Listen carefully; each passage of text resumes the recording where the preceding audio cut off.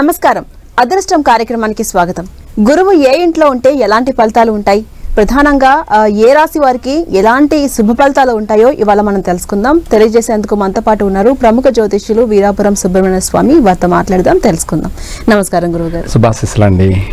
గురువు గారు, నిన్నటి ఎపిసోడ్ లో గురువు 2వ ఇంట ఉంటే ఎలాంటి ఫలితాలు ఉంటాయో తెలుసుకున్నాం కదా. ఇవాళ 3వ ఇంట ఉంటే ఎలాంటి లక్షణాలు ఉంటాయి, అలాగే ఎలాంటి ఫలితాలు ఉంటాయి? మంచి విషయం అడిగారు.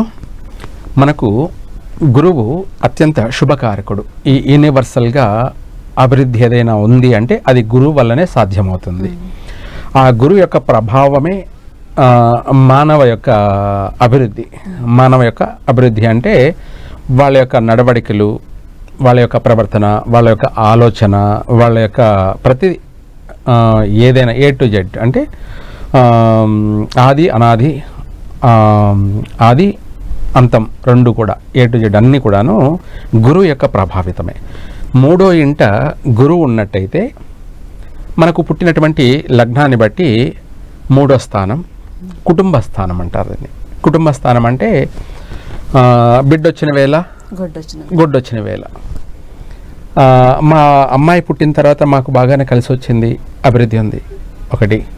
లేదంటే అబ్బాయి పుట్టాడు అనుకుందాం.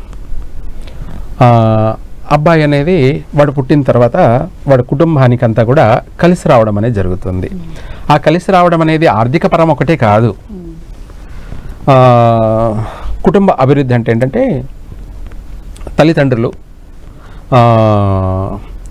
ఎడబాట్లు, కాస్త గొడవలు, కీచులాట్లు, కొట్టుకుంటూ తిట్టుకుంటూ ఉండేటువంటి భార్యాభర్తలు కూడా వాడు పుట్టిన తర్వాత వాళ్ళిద్దరి మధ్య ఒక సఖ్యత, ఒక అనుబంధము, ఒక అనురాగము, ఆప్యాయత, అలాగే బంధము బలపడుతుంది. వాడు పుట్టినటువంటి సమయాన్ని బట్టి భార్యాభర్తల్లో మార్పు అనేది జరుగుతుంది. ఓవరాల్గా చెప్పాలి అంటే వాళ్ళ యొక్క జీవిత బంధం అనేది బలపడేది. జీవితాంతం కూడా కలిసిమెలిసి ఒకరి పట్ల ఒకరు ఒకరి యొక్క అభిప్రాయాన్ని ఒకరు అర్థం చేసుకుంటూ, భర్త చెప్పింది భార్య ఆచరిస్తూ ఇంటూ, భార్య చెప్పింది కూడా భర్త రిసీవ్ చేసుకొని తన మాటని గౌరవిస్తూ, తనకు విలువిస్తూ, తన యొక్క మార్గదర్శకంగా భర్త కూడా జీవితాన్ని కొనసాగించడం. ఇలా కుటుంబం మొత్తం మీద ఇద్దరు ఎప్పుడైతే బాగున్నారో కుటుంబం కూడా బాగా అభివృద్ధి చెందుతుంది. ఇది పేరెంట్స్ అంటే కుటుంబ సభ్యులందరూ, బంధువులు, దాయాదులు అందరూ ఈ పుట్టినటువంటి వేళ విశేషం వల్ల ఇడిపోయినటువంటి వాళ్ళు కూడా మళ్ళీ కలుసుకోవడం. అంటే బంధువుల్లో ఏదైనా గొడవలు, కొట్లాట్లు, కొన్ని కారణాల వల్ల, మాట పట్టింపుల వల్ల ఒకరినొకరు కలవకపోవడం, అంటే వాళ్ళ కుటుంబం వంశం అంతా విచ్ఛిన్నమైపోయినటువంటిది. ఒకరింట్లో ఒకరు శుభకార్యాలకు ఒకరొకరు హాజరు కాకపోవడం, ఏది పట్టించుకోకపోవడం, ఇటువంటి అనేకమైనటువంటి ఉన్న వాళ్ళు కూడా వీడు పుట్టినటువంటి వేళ విషయాన్ని బట్టి, ఎందుకంటే గురువు యొక్క అనుగ్రహం ఉంది కాబట్టి ఎప్పటి నుంచో విడిపోయి ఉన్నటువంటి వాళ్ళు కూడా కలుసుకోవడం. అంటే మా వాళ్ళు, మా బంధువులు అని కూడా, మా బావ, మా పెద్దమ్మ, లేదంటే మా మేనత్త అని చెప్పేసి అందరూ కలవడం. కానీ కుటుంబ సభ్యులందరూ కూడా ఒకరి పట్ల ఒకరికి అందరికీ కూడా సఖ్యత, అభివృద్ధి, అలాగే బంధు సమాగమం. అంటే 10 మంది కలిస్తే ఏమవుతుంది, బాగా సందడిగా ఉంటుంది, కోలాహలంగా ఉంటుంది. ఆ ఇల్లంతా కూడా 3 పూలు 6 కాయల అభివృద్ధి. అంటే ప్రతి విషయంలో కూడాను చుట్టుపక్కల వాళ్ళ యొక్క సహకారాలు, వాళ్ళ యొక్క అభివృద్ధి అనేది ఒక మనిషి వల్ల ఒక మనిషి అభివృద్ధి చెందుతాడు. ఏదైనా సరే ప్రతిదీ సహాయపడాలి అంటే, ఇప్పుడు ఏదైనా సరే మనము నేను ఏదైనా సహాయం కోరానని అనుకుందాం, ఆ సహాయానికి నేను అర్హుడా కాదా అనేది కూడా ఉంటుంది. అది మీరు ఆలోచిస్తారు. స్వామి నన్ను సహాయం అడిగాడు, మనం ఆయనకి చేసి తీరాలి అనేది నీకు మనసులో కలగాలి. 10 మంది చెప్తే రాదు, నీ మనసులో కలిగింది అనుకోండి, అది ఎంతటి సహాయమైనా మీరు చేస్తారు. దాన్ని గురు యొక్క అనుగ్రహం. ఆ స్థానాన్ని బట్టి 10 మంది వాళ్ళతో కలిసి రావడం, వాళ్ళు చెప్పింది 10 మంది వినడం, అలా కుటుంబ అభివృద్ధి అనేది విశేషంగా ఉంటుంది. కుటుంబ అభివృద్ధి అనేది విశేషంగా ఉంటుంది. వాళ్ళ ఇంట శుభకార్యాలు, విశేషమైనటువంటి అందరూ పాల్గొనడాలు, అందరూ సహాయం చేయడాలు, 10 మంది, ఇలా అభివృద్ధి అనేది చక్కగా కలిసి వస్తుంటుంది. వాడు కూడా తల్లితోనూ, తండ్రితోనూ, అన్నతోనూ, తమ్ముడితోనూ, అలాగే చెల్లెలతోనూ, అక్కతోనూ, లేదా మామగారితోనూ, మేనత్తలతోనూ, ఇలా అందరికీ కూడా వాడు కలిసి వస్తాడు. అభివృద్ధి అనేది కూడా అందరికీ కనపడుతుంది. వాడి యొక్క అదే పూ పుట్టగానే పరిమళిస్తుంది అనే వాసన అనేది ఎలా ఉంటుందో అట్లాగే వాడు పుట్టిన వేళ విశేషము అందరికీ కూడా అభివృద్ధి కనబడుతుంది. ఏ నష్టాలు ఉండవు. దాన్ని వంశాభివృద్ధి అంటారు. ఏమంటారు? వంశాభివృద్ధి. అలా కలిసి వస్తూ ఉంటుంది. అదే వాడు పుట్టినటువంటి ఆ 3వ స్థానంలో గురువు ఉన్నప్పటికీ కూడా కుజుడు కలిసి ఉన్న, కుజుని యొక్క దృష్టి ఉన్న, ఈయనకు శత్రువు ఆయన దృష్టి ఉన్నా లేదు, ఆయనతోనే ఆ 3వ ఇంట ఆయన కలిసి ఉన్న, వాడు పుట్టిన తర్వాత కుటుంబం బాగా మంచి స్థాయిలో ఉన్నటువంటిది కూడాను అడుక్కునే పొజిషన్కి వచ్చేస్తుంది. బంధువులు, చుట్టుపక్కల వాళ్ళు ఎవ్వరు వాళ్ళకి సహకరించరు. ఎవరు కూడా వాళ్ళు వాళ్ళ పేరన్నా అసహించుకుంటారు. వాళ్ళు కనిపించారంటే, వాళ్ళు ఎదురుపడ్డారంటే కనిపించకుండా తప్పించుకొని పోతుంటారు. వీళ్ళు ఎక్కడ మనల్ని సాయం కోరుతారు, మనం వీళ్ళకు ఎక్కడ సహాయం చేయాల్సి వస్తుందో అని అయిన వాళ్ళు పోయిన వాళ్ళు, అన్నదమ్ముళ్ళు కానీ, బంధువులు కానీ, దాయాదులు కానీ, అందరు చుట్టుపక్కల వాళ్ళు కానీ, స్నేహితులు కానీ, ఎవరైనా కూడాను మోసం చేసే వాళ్ళు కూడా ఎక్కువైపోతారు. అంటే వీళ్ళకి సహాయం చేయడమే కాదు, ఇంకా మోసం చేసేవాళ్ళు, 2 రాళ్ళు నెత్తినేసేవాళ్ళు తయారవుతూ ఉంటారు. అలా కూడా ఏది చేసినా కూడా కలిసి రాకపోవడం, ఎవరు ఎటువంటి మాట సహాయం కూడా చేయకపోవడం, ప్రతి విషయంలో కూడా అభివృద్ధి లేకపోవడం. వాళ్ళ సపోజ్ అన్నదమ్ముళ్ళే ఉన్నారనుకుందాం. అన్నదమ్ముళ్ళు వాళ్ళు చిన్నప్పటి నుంచి బొమ్మల కాడ నుంచి ఇంకా కొట్టుకోవడం మొదలు పెడతారు. ఆడుకునే కాడ కానీ, లేదా వాళ్ళు తినే తిండి కాడ కానీ, ప్రతి విషయంలో కూడా వాళ్ళిద్దరికీ వారు ఏర్పడుతుంది. అన్నదమ్ముళ్ళకే ఏర్పడుతుంది. కొట్టుకునే స్థాయి కాదు, చంపుకునే స్థాయికి కూడా వెళ్ళిపోతుంటారు. మనం చూస్తుంటాం కదా, మామూలుగా ఎక్కడ అన్నిలో కానీ, ప్రతి న్యూస్లో కానీ, పేపర్లో కానీ చూస్తుంటాం. తమ్ముడే అన్నను చంపాడని కానీ, అన్నను తమ్ముడు చంపాడని కానీ, లేదంటే కొడుకు తండ్రిని చంపాడని కానీ, లేదా తల్లిని చంపాడని కానీ, లేదంటే ఆడపడుచులను కానీ, లేదా బామర్దులను కానీ, మేనత్తలను కానీ, ఇటువంటి భయంకరమైన శత్రుత్వానికి వెళ్ళిపోతుంది.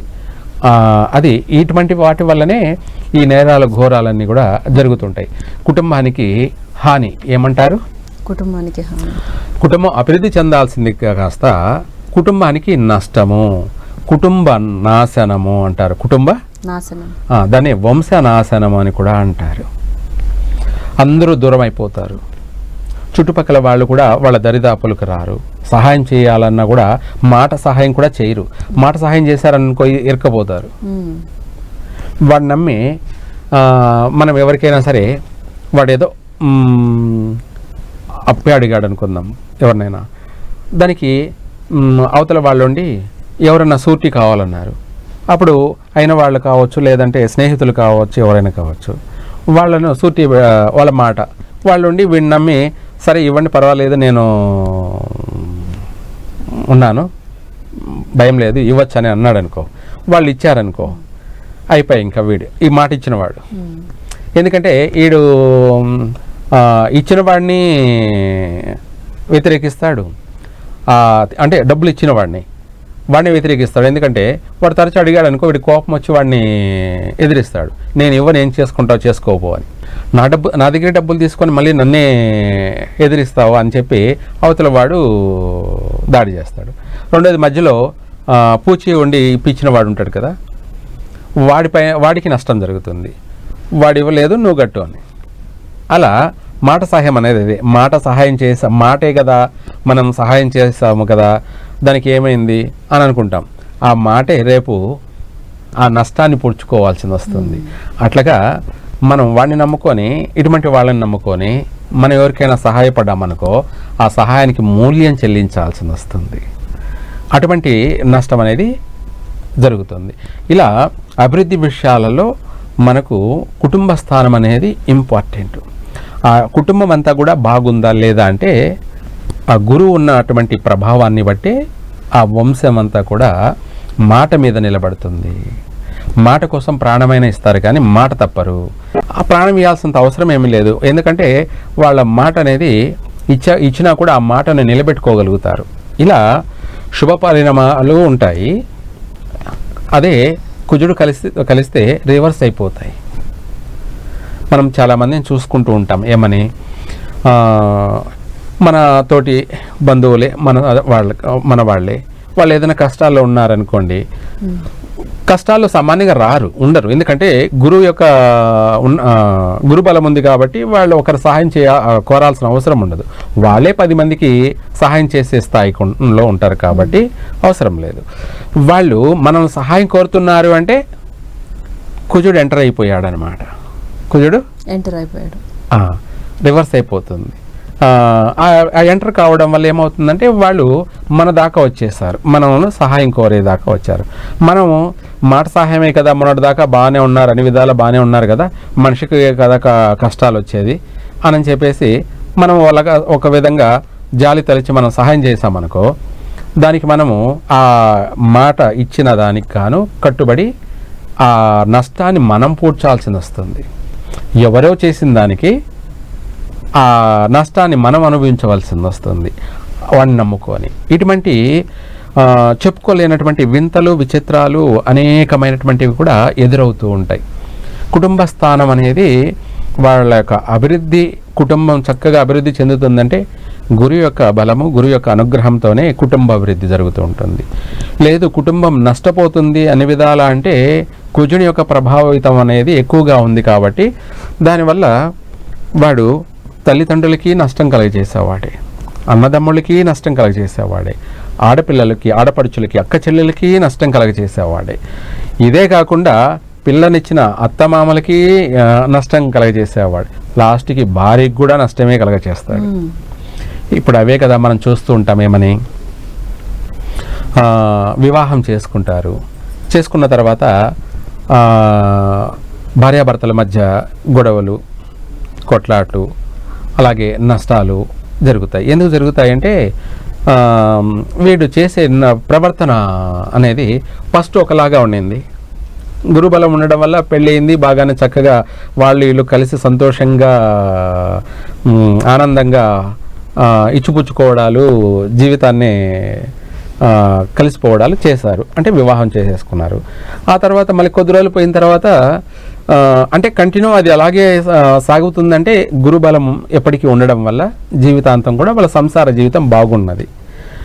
లేదంటే కుజుడు యొక్క అవే దశలు ఆ స్థానంలో కుజుడు ఎంటర్ అయ్యాడు అనుకోండి, మొన్నటిదాకా ప్రేమించిన భర్త ఇప్పుడు ద్వేషిస్తాడు భార్యని.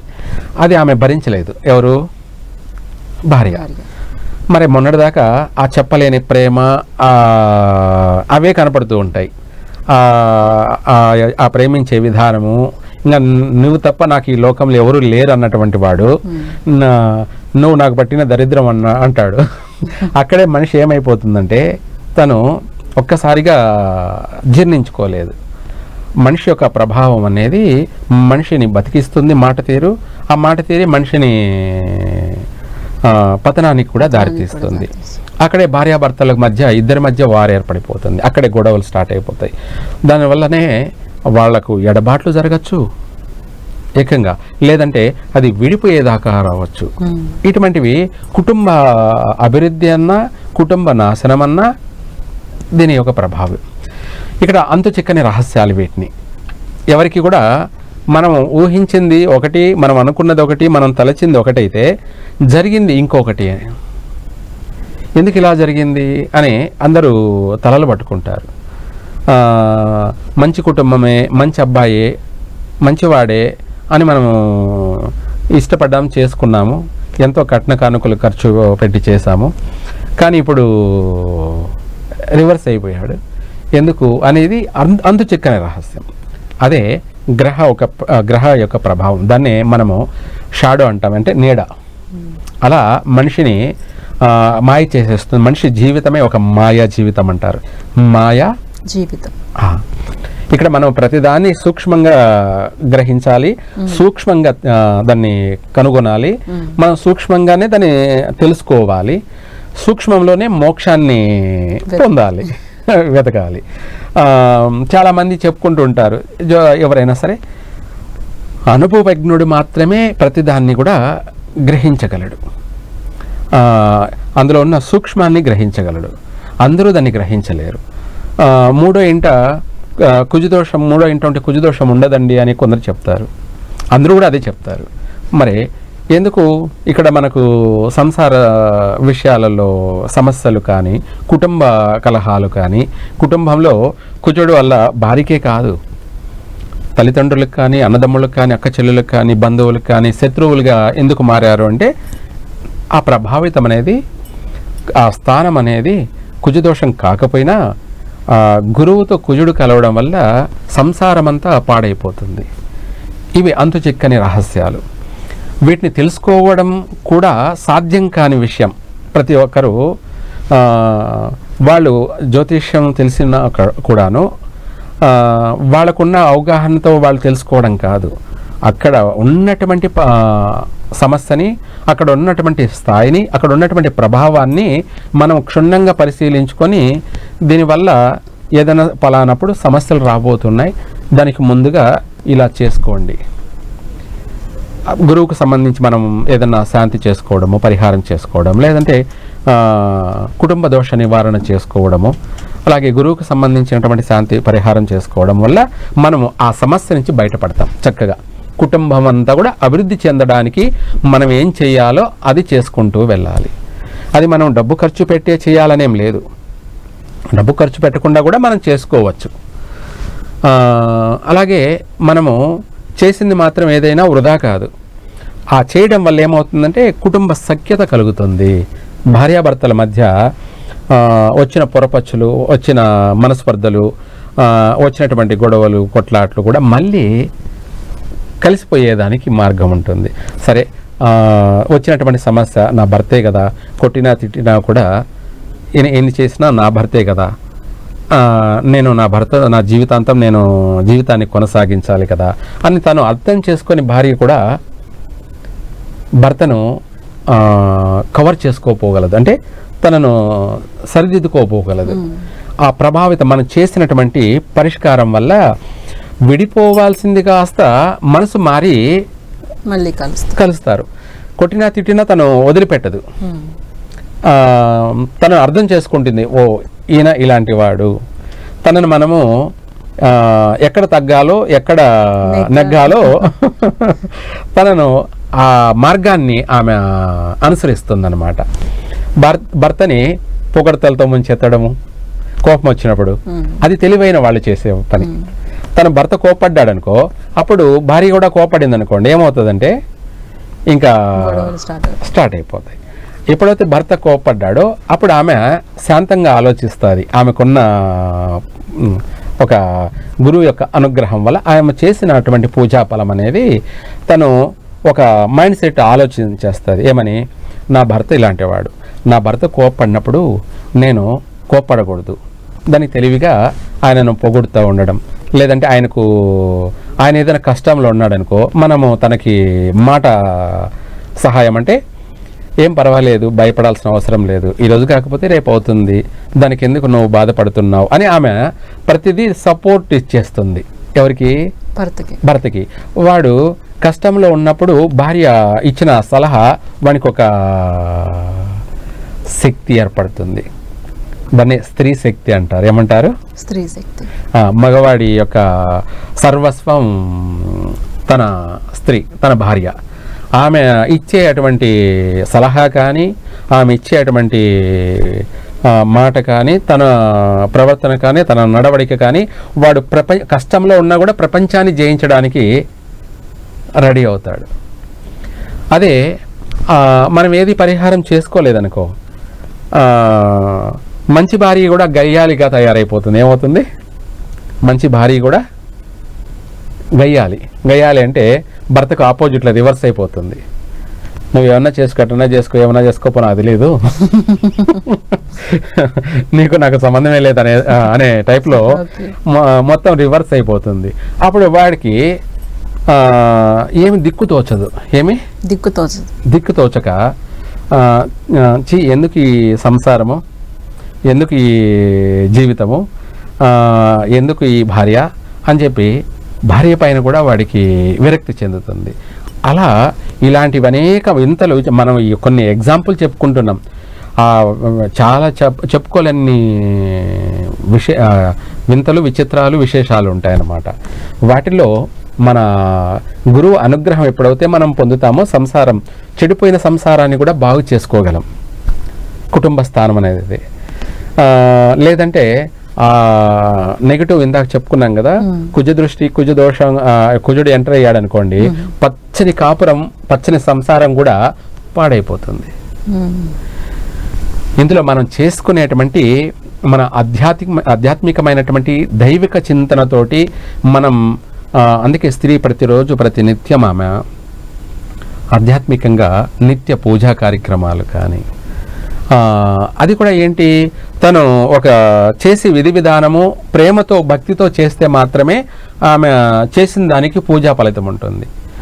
ఆమె కూడా నేను రోజు చేయాలన్నా, రోజు స్నానాలు చేయాలన్నా, రోజు ఇల్లు ఊడ్చాలన్నా, రోజు దీపారాధన పెట్టాలన్నా అని చెప్పేసి తనకు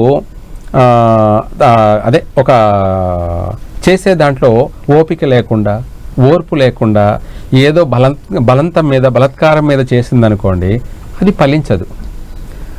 అదే మనం అంటాం కదా, పూజకి పనికిరాని పువ్వు అంటాం కదా, అట్లాగే తను చేసింది ఎంత చేసినా కూడా కుటుంబ అభివృద్ధికి మార్గం ఉండదు అన్నమాట. ఇంకా ఎక్కువే అధపాతాళానికి పోతూ ఉంటుంది. ఇలా కుటుంబ విషయాలలో ఆ కుటుంబ స్థానాన్ని బట్టి వాళ్ళ వంశం విషయాన్నంతా కూడా తెలియచేసేస్తుంది. చాలా చక్కగా వివరించారు గురుగారు. ముఖ్యంగా ఈ 3వ ఇంట్లో గురువు ఉంటే ఎలా ఉంటుంది, వాళ్ళ వ్యక్తిత్వ జీవితం ఎలా ఉంటుంది, ముఖ్యంగా దాంపత్య జీవితంలో ఎలాంటి మార్పులు ఉంటాయో చాలా చక్కగా వివరించారు. వివరించినందుకు ధన్యవాదాలు. సర్వే జన సుఖినో భవంతు.